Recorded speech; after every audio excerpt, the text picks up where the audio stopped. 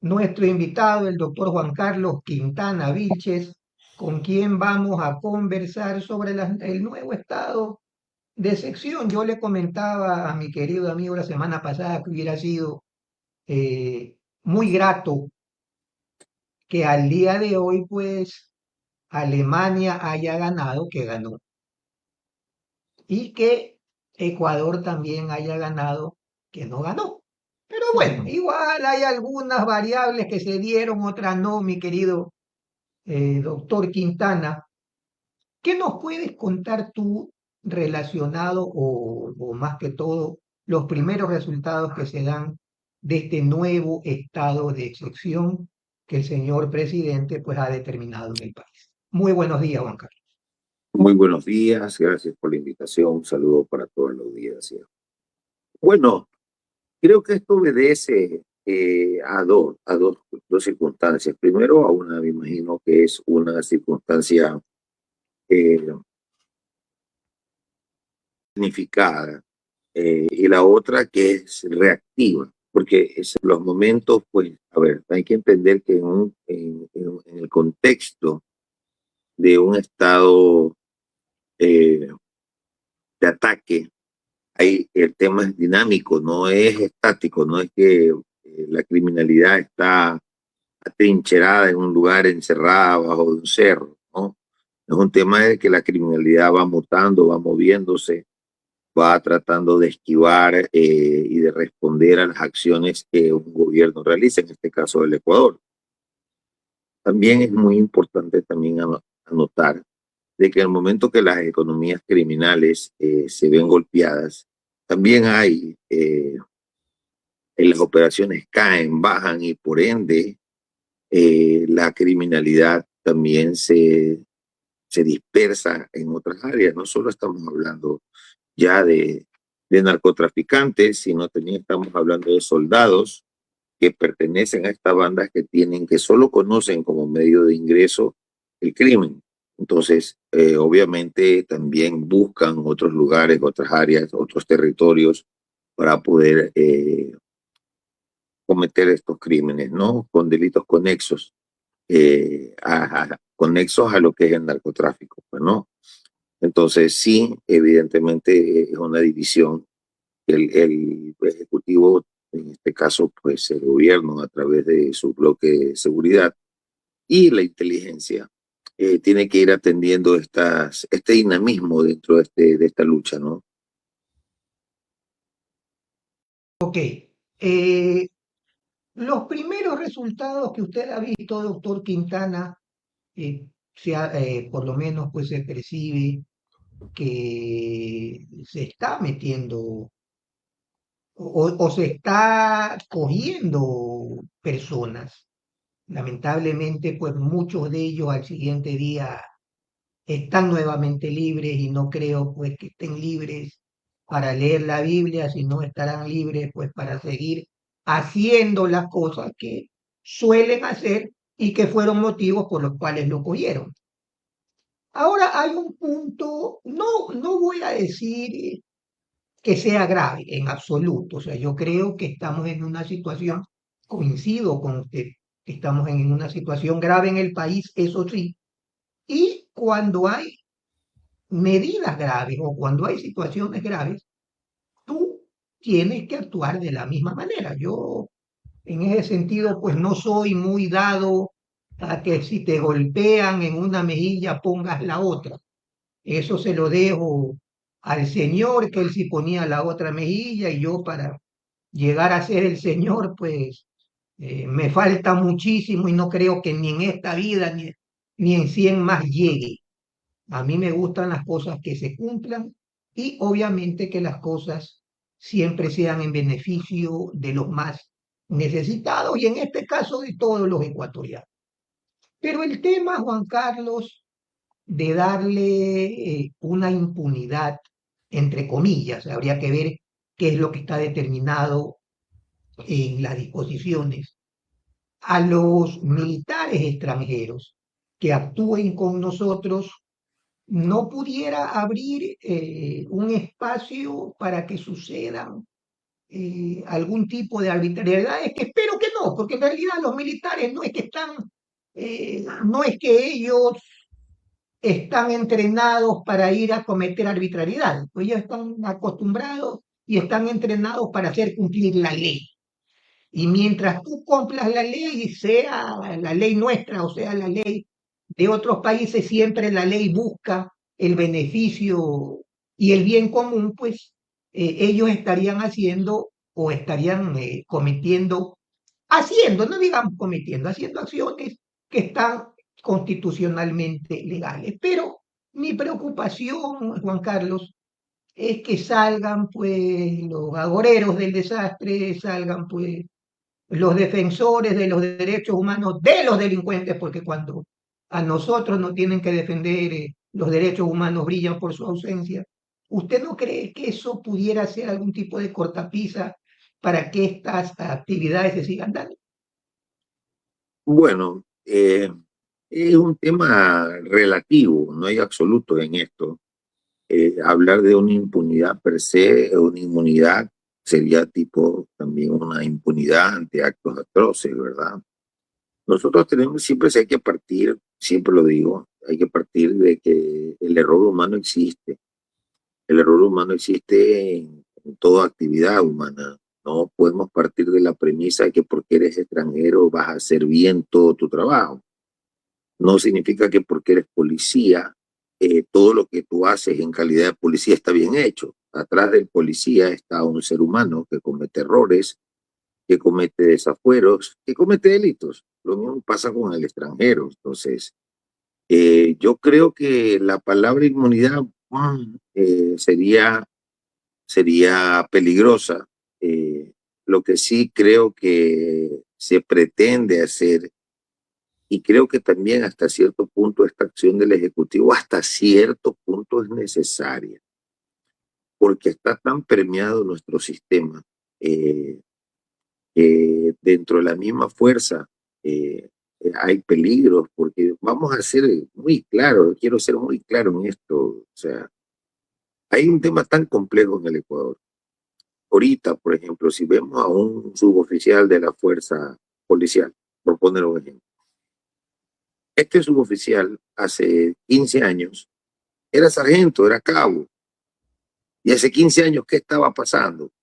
Estaba pasando pues que la criminalidad organizada estaba muy estrechamente de la mano con la fuerza, no con todas, no voy a generalizar, pero definitivamente vamos a hablar de un marino, un capitán de navío, en este caso un suboficial de la Marina, hace 15 años también formaba parte de la fuerza eh, de la Marina. Entonces, hay situaciones en que ya, si en el pasado, por alguna razón, cualquiera que ésta sea, lícita o ilícita, colaboraron de manera estrecha con la criminalidad, ya los conocen, los amenazan. Entonces, hay situaciones de que desbordan, eh, vamos a decir, la capacidad operativa y se filtra información. Entonces, al venir el extranjero, al venir tanto el FBI como las fuerzas extranjeras, creo que es una medida, vamos a ponerlo, desesperada por parte del Ecuador, ya haciendo un reconocimiento de que está incapacitado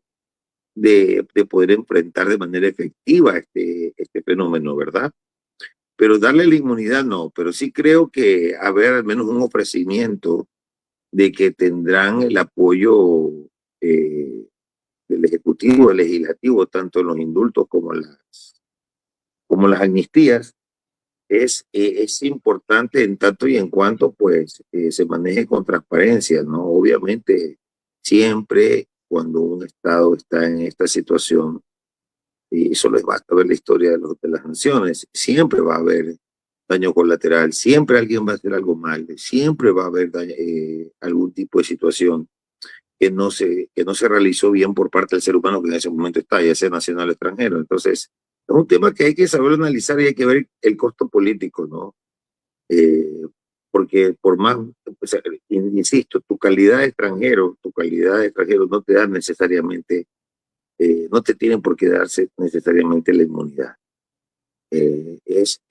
bajo qué criterio tú estás entrando, bajo qué contexto y qué presupuestos estás cumpliendo de los procesos y dentro de tu deber, cumpliendo todos y cada uno de los procesos. Ahí es donde operaría una amnistía, un indulto, pero más no bajo otras consideraciones, ¿no? Por ejemplo, vamos a poner un ejemplo así de esos que cualquiera. Estos señores están y de repente fuera del servicio coge y se pega unos tragos y borrachos lo quieren atacar o robar y mata a un ecuatoriano. Ahí no operaría ningún tipo de estas situaciones, por ejemplo. No. O sea, o se equivocaron en un operativo y entraron a la casa que no debían y terminaron matando a alguien que no debían.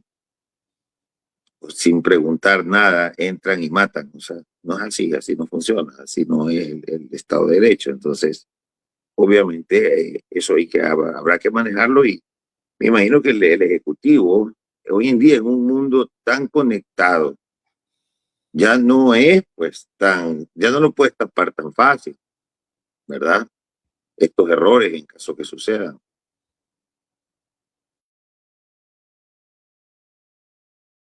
Listo. Pedrito Vicente. Abogado, ¿cómo le va? De mi parte, un abrazo. Gracias por estar como siempre con nosotros. ¿Qué se debió haber hecho o qué se debería hacer tomando en consideración esta ayuda internacional? Está definitivamente comprobado que nosotros no podemos. Esto no se puede. Ya no se pudo, ni con el ejército en la calle. Se han cometido también errores con el ejército. La policía hay por ahí un policía que por defender, por matar a un delincuente, recibe una condena. ¿Qué se debió haber hecho? ¿Qué se debería hacer jurídicamente para, eh, digo, o sea, permear a los que vienen y permearnos nosotros también en el tema de esta ayuda internacional? Bueno, a ver, o sea, muchas gracias, buen día. Bueno, todo tiene su doble dimensión, ¿no? Obviamente, el beneficio mayor de una colaboración de esta naturaleza, estratégicamente creo que va a servir mucho, va a servir muchísimo. El Ecuador hace un reconocimiento tácito de su imposibilidad de continuar, de sostener, porque esto no es otra cosa que sostener, pues son procesos largos de este tipo de lucha. Pero sí creo que es importante que al haber inteligencia extranjera, se le ha puesto pues vamos a decir, un doble ciego, un doble check a la inteligencia ecuatoriana. Y eso es bueno. Al tener inteligencia extranjera que se va a tener que constatar definitivamente con la inteligencia ecuatoriana o con las actuaciones de la fuerza ecuatoriana, pues eso es muy importante. Y quiero hacer aquí un punto de reflexión que desde la política, vamos a decir en este caso, desde los ministerios del ramo, ¿verdad? Tanto el de defensa como el del interior, ellos se dirigen hacia donde la policía o las fuerzas públicas del orden le indican. Y aquí ya, pues al tener una doble inteligencia, al tener una doble colaboración, ya pues, porque está monopolizada la policía, la seguridad interna del país. El monopolio lo tiene la Policía Nacional, esa es una realidad. Entonces, un ministro, cualquiera que este sea, va a ir y recibir los informes de la policía y trabaja en base a la inteligencia de la policía. Entonces ahora, al haber este tipo de colaboración internacional, pues ya entra un doble control a esta labor policial, ¿no? Que también es importante porque hay que ir saneando, hay que ir, la policía, no digo que sean corruptos ni nada por el estilo, todo, no se puede generalizar aquí, pero efectivamente estos controles de estas labores policiales o de seguridad, este informe de inteligencia más la inteligencia propia que tiene el gobierno, ya genera un poquito más de buen trabajo porque tenemos tres fuentes. Tenemos la fuente, vamos a decir, ejecutiva, la fuente de la colaboración internacional y la fuente de la Fuerza Pública Nacional, ¿no? Y eso es sano y es bueno para que el Ecuador vaya avanzando en una verdadera sostenida lucha en contra del crimen organizado nacional y transnacional y con este fenómeno que el Ecuador está, que es de los GDO, ¿no? Y otro aspecto que se mencionó en este 424 para el nuevo estado de excepción, decía ayer el ministro Reinberg, que se lo aplica, o de una de las ventajas, podría decirse, es que para pedir una orden de allanamiento hay que hacerle vueltas y vueltas y vueltas, 3, 4, 5 días, una semana, quién sabe qué tiempo más, para tener esa orden y poder operar. Pero que el estado de excepción, lógicamente, blinda, da esa opción de hacerlo con mayor celeridad y poder atacar con la fuerza que requiere a estos grupos delincuenciales. Bueno, ahí yo discrepo. Es un beneficio, sí, para ciertas ocasiones, pero si estamos hablando de una lucha en contra del crimen organizado, esto obedece a investigaciones, no es de un día, no es la necesidad de que tengas una orden de allanamiento urgente, son temas muy, no hay absolutos, insisto, puede ser que se necesite la celeridad, pero no es en todos los casos, entonces yo creo que está hecha mala lectura o mal planteada la premisa por parte del señor ministro, que sí hay beneficios, por supuesto, pero son para temas tácticos. Pero para temas de efectividad de la gestión, yo creo que cuando tú estás persiguiendo al crimen organizado, esto obedece a investigaciones. Y ya cuando llega el momento de que tú tienes o consideras que tienes todas las evidencias después de una investigación muy profusa, muy profunda, es cuando entras a coger y agarrar a las personas involucradas. No se necesita ser abogado ni criminalista, basta con que hayas visto películas para que se entienda este tipo de actividad.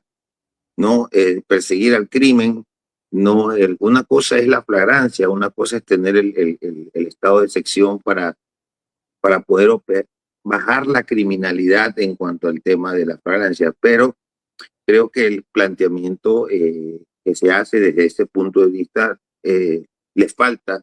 No digo que no sea efectivo, por si acaso. Yo soy partidario que el estado de sección utilizado como se lo viene utilizando en un país como está de hundido en el crimen organizado es necesario. Y la herramienta está dada por la Constitución y eso lo puede ejercer únicamente el presidente de la República. Entonces, si el presidente de la República, en base a los informes que recibe por parte de sus ministros, de la policía y de la fuerza, pues definitivamente que es la decisión que tendrá que tomar. Una vez más, tenemos que entender, desde mi punto de vista, tenemos que entender que esto se mueve, es dinámico, el crimen organizado se mueve, muta, se responde, es una actividad económica ilícita, mucha que tiene, millonaria, por cierto. Entonces, que el ataque no solo es a las personas, sino también a sus economías, ¿no? Entonces, efectivamente, desde ese punto de vista, debo manifestar de que el estado de sección no solo es para ser reactivo, en este caso como se plantea por parte del ministro, diciendo que se necesita tenerlos encerrados. No, no es así, porque tampoco están en búnkeres con sus ametralladoras 50 y tanques de guerra, ¿no? Entonces, obviamente, hay que saber discernir, hay que saber entender para qué y por qué se necesita ahora. Tal vez porque no es políticamente adecuado por parte de un ministro, es que hay territorios completos del Ecuador que están sometidos a la criminalidad y que el momento que tú tienes que llegar a 5, 6, 7 kilómetros más adentro, tienes campaneros antes que avisan. Ahí tal vez por ahí entra también el estado de sección, ¿no? Ahí sí se vuelve ágil porque tienes que entrar a romper, tienes que entrar a coger a los colaboradores o a los campaneros. Es tremendo. Magíster Francesco Aycar. Gracias, Pedrito. El único búnker bueno es el que sale por People TV a las 8 de la noche todos los días. Ese sí es un buen búnker. Mi querido doctor, hay una quizás desazón ciudadana en el sentido que supuestamente pues se hacen actividades que yo también comparto con usted, son necesarias dadas las situaciones que tenemos en nuestro país. Pero es molestoso ver pues que tú haces una rueda de prensa, que haces una cadena nacional diciendo hemos cogido 100 personas y a los 2 días 95 están afuera. Entonces, ese tipo de divorcio que se ven entre las acciones del Ejecutivo y las acciones del Judicial, no sabemos para dónde correr. Ahora, uno dice, pues, tengo que sacarlos porque fueron ilegalmente cogidos, los otros dicen, estoy arriesgando mi vida para coger a estas personas y el siguiente día están afuera, que también es cierto. Entonces tú también como ciudadano ves una pugna entre un poder del Estado con otro poder del Estado. Y siempre lo que estamos entre los dos poderes, que somos el ciudadano de a pie, somos los que pagamos los platos rotos. ¿Qué se debe hacer ahí, mi querido doctor? Yo sé que es una pregunta muy general y nos pudiera, o sea, pudiera haber vertiente por todos lados, pero esa inquietud que tenemos, y me incluyo, ¿qué es lo que está sucediendo? ¿No será que primero debemos poner orden en casa y tener pues algún tipo de protocolo adecuado para que este tipo de majadería que ves pues que y de hecho es verdad, o sea, arriesgan su vida para coger X o Y banda y al siguiente día, lamentablemente, el mismo canal que dio la buena noticia de que cogieron a esas personas, pues tiene que decir que ya el gran porcentaje de esa gente cogida está nuevamente en las calles. ¿Qué debemos hacer ahí bajo su criterio legal, doctor Quito? Bueno, criterio legal e ilegal. Entonces, nos tuvo, mire, esto empieza que nos comenzó a tener mal acostumbrados al país. Primero hay que entender el contexto actual, ¿no? La inmediatez de la noticia, del evento. Si ya tú no sales en redes sociales todos los días, no haces nada. Y la percepción ciudadana cambia, ¿no? ¿Por dónde voy?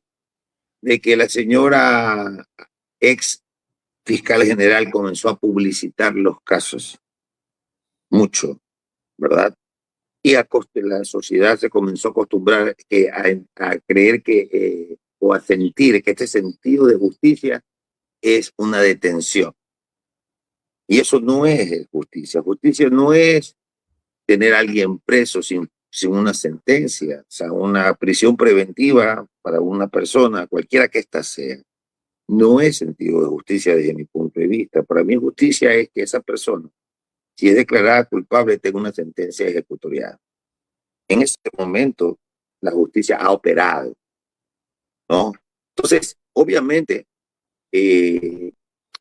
creo yo que dentro de este aparato, de esta dinámica que comienzas a presentar a todos los detenidos cada vez y cuando cada operativo, es para que el sentido de seguridad también se vea, se siente en la ciudadanía. Es un tema de propaganda, es una realidad, están obligados a hacerlo, pero la realidad judicial es diferente, no tiene por qué compadecerse de las pretensiones, por ejemplo, de un fiscal o de un ministro o de un policía o de un militar, ¿no? Los protocolos se tienen que cumplir, los procedimientos para que en este caso, un fiscal se presente ante un juez y lleve toda la evidencia, o ante un tribunal y lleve toda la evidencia, el trabajo bien hecho por parte tanto de la policía como de la fiscalía, y se obtenga una sentencia. Ahora, efectivamente, el Ecuador se tiene que corregir y ahora teníamos esta puerta de entra y sale de los delincuentes, y no vamos a decir de que, por ejemplo, está en una casa, vamos a poner un ejemplo, está en una casa un objetivo de medio valor, ya, para la policía. Y llegan y en esa casa estaban los primos, los sobrinos, los tíos y los abuelos, que no necesariamente todos son miembros de un GDO. Pero llega la policía y se lo lleva todo, ¿no? Entonces, ahí es donde el sistema trabaja, porque realmente la ley y el juez es la última línea de defensa para el poder punitivo del Estado. Entonces, si tú por un error procedimental te han cogido injustamente, tienes que salir y se tiene que aplicar la ley. No digo que esto sea necesariamente una situación que sea muy recurrente, pero pueden haber errores. Entonces ahí es donde opera esto. Ahora, ahora el tema no desborda, pues no.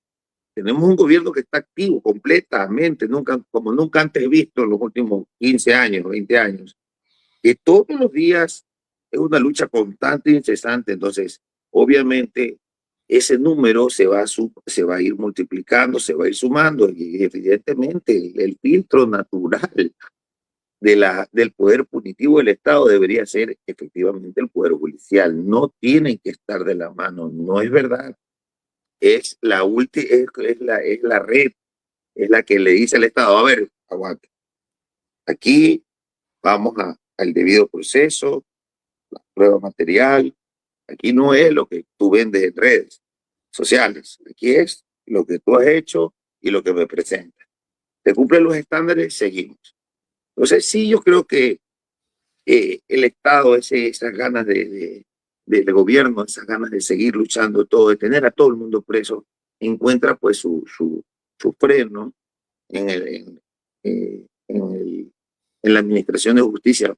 Yo sé muy claro, no digo que esté haciendo mal el trabajo, ni que todo el mundo en la función judicial es pulcra, correcta y hace bien las cosas. Sabemos que no es así, pero estadísticamente hablando es muy improbable de que todos los jueces sean corruptos, así mismo como que todos los policías y fiscales están en lo correcto y son personas correctas. Entonces, con eso el sistema tiene que ir.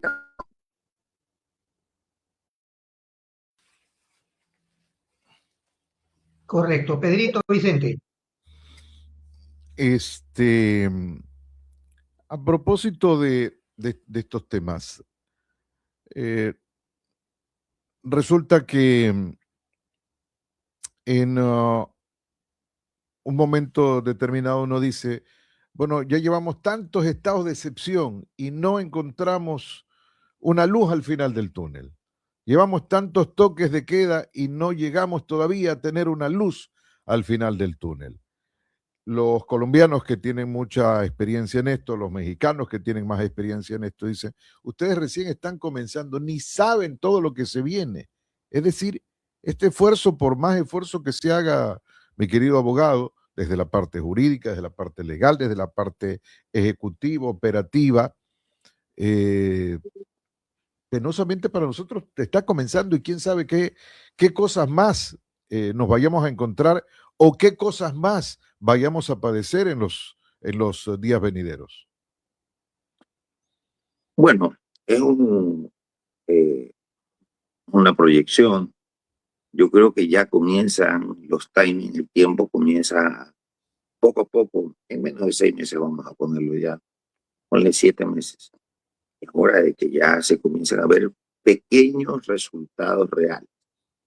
Entonces, tú no puedes mantener 4 años cuando sigues viendo la criminalidad que sube, sigues viendo que matan en la esquina de tu casa, que extorsionan. Entonces, obviamente, una cosa es la fuerza táctica de choque y otra cosa es también que la policía siga haciendo su trabajo día a día. Hay familias enteras que viven de esta economía criminal. No estamos hablando necesariamente de narcotraficantes, estamos hablando también de otros delitos, estamos hablando de secuestros, de extorsiones. Abogado, disculpe, y un detalle adicional que no sé si valga la pena remarcarlo, hace poco lo mencionaron así muy rápidamente, pero hoy el crimen ha mutado. Siempre hemos tenido nosotros delincuencia, pero no de la delincuencia voraz, no de la delincuencia avesada que hoy tenemos. Antes y por eso la salvaje más que todo, salvaje. Salvaje, inhumana, todos los calificativos que tú le quieras poner. Por eso es que a veces resulta que la policía antes tenía una pistolita, pues, y de pronto nos encontramos con ladrones y delincuentes que tienen hoy fusiles, pues.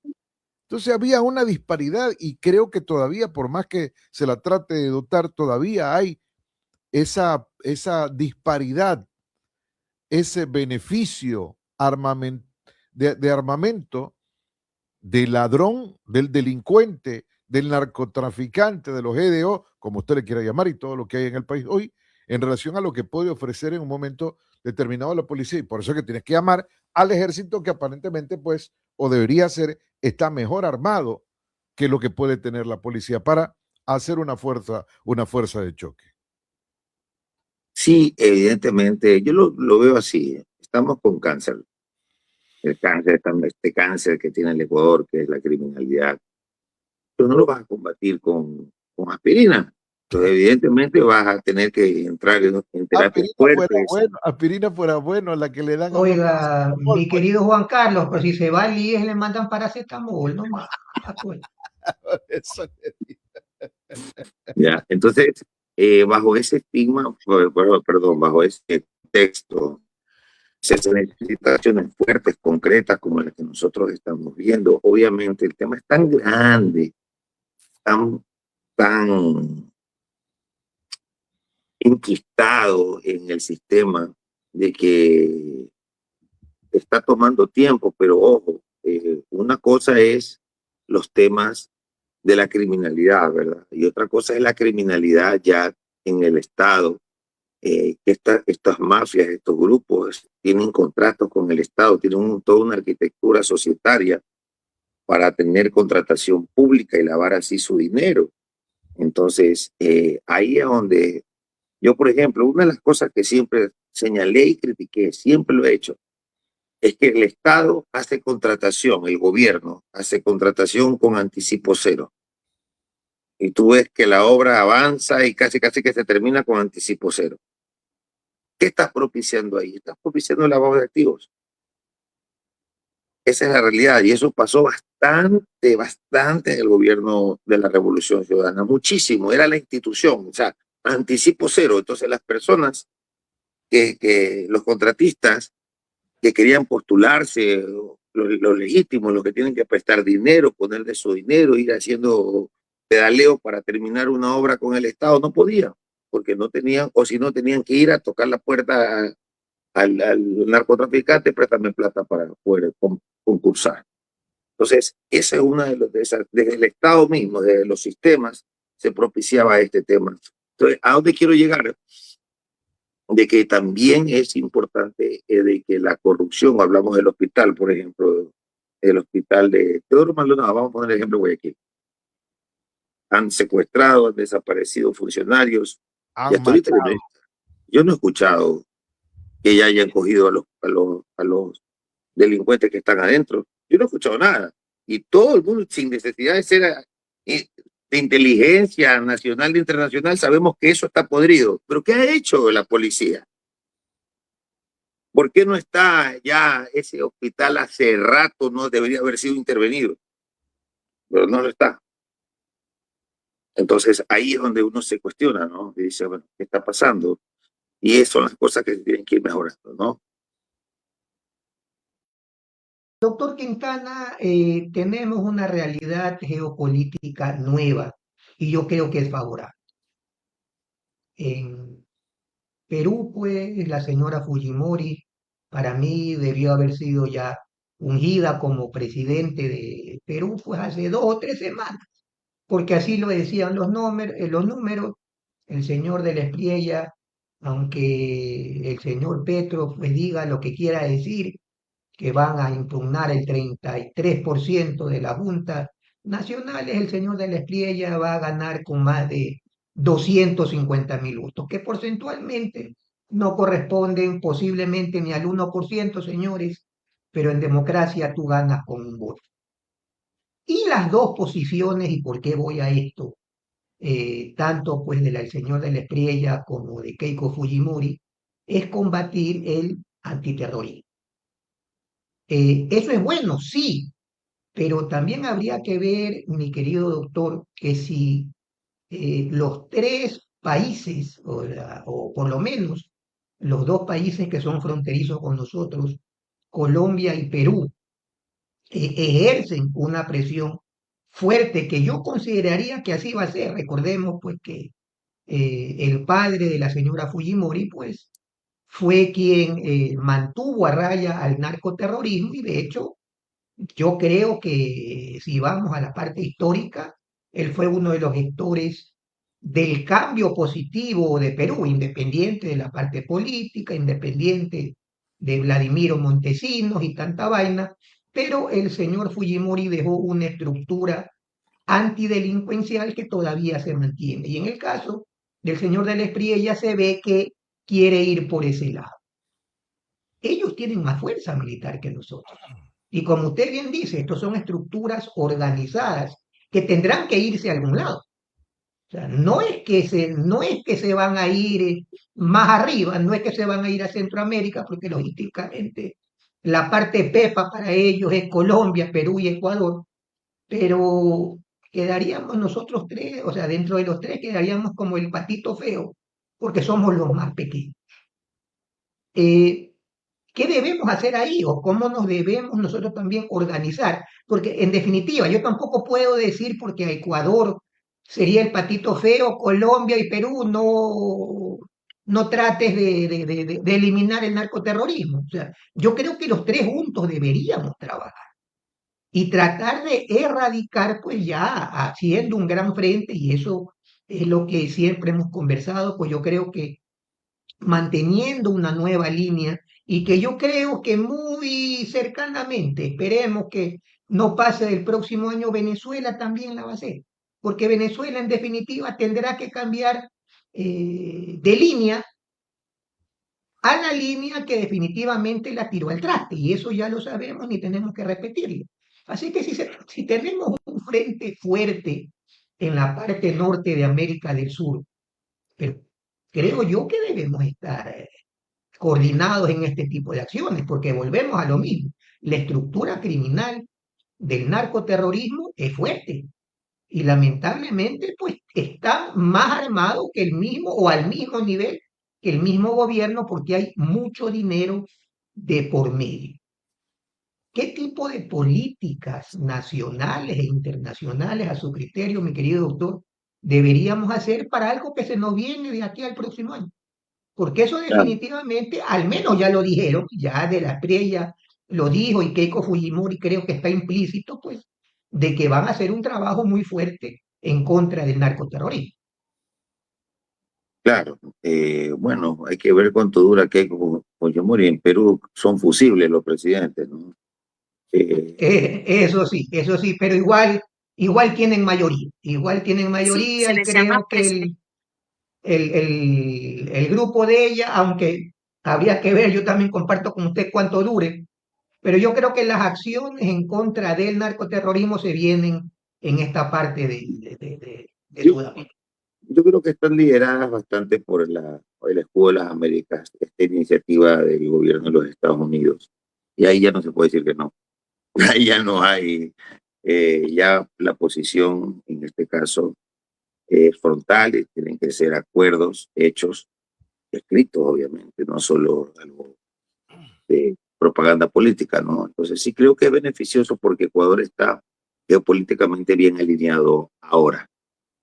Está con su vecino natural, vecino poderoso, por cierto, que es Estados Unidos.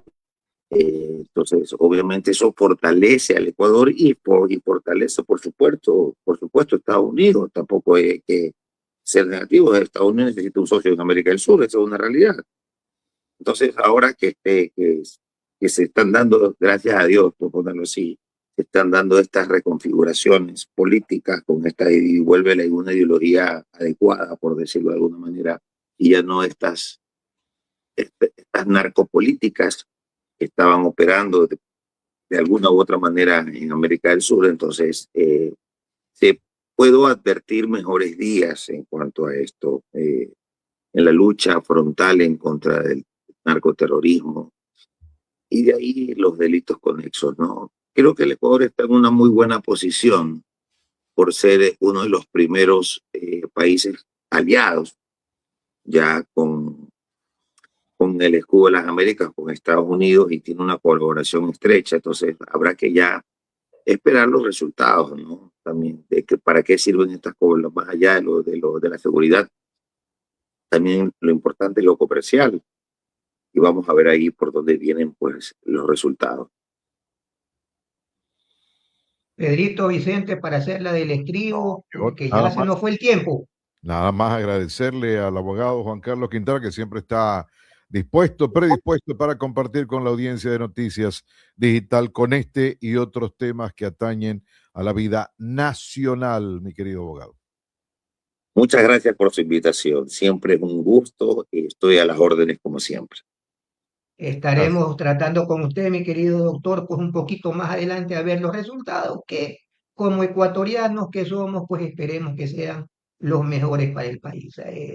Es verdad, son medidas un poco duras, pero como usted bien dice, si estamos con cáncer, señores, no me vas a dar un Alka-Seltzer para que se me vaya eso, sino que tienen que tomar medidas duras para situaciones duras y hasta el día de hoy por lo menos se ve pues esa intención de parte del gobierno. Ojalá que haya buenos resultados en un futuro, no vamos a decir que inmediato porque lamentablemente el problema es duro, pero por lo menos que haya una percepción de cambio, haya una percepción de tranquilidad y más que todo, pues ya con esa nueva ola o esa nueva corriente que se nos está viniendo y con el apoyo también que tenemos pues del país del norte, esperemos que esos beneficios permeen a todos los ecuatorianos y a todos los sudamericanos. Buen día a todos, Pedrito con Ahora, usted al mediodía y ahora por la noche en el búnker político vamos a hacer un análisis con la doctora Trujillo relacionado pues al tema de las elecciones en Colombia. un abrazo, buen día.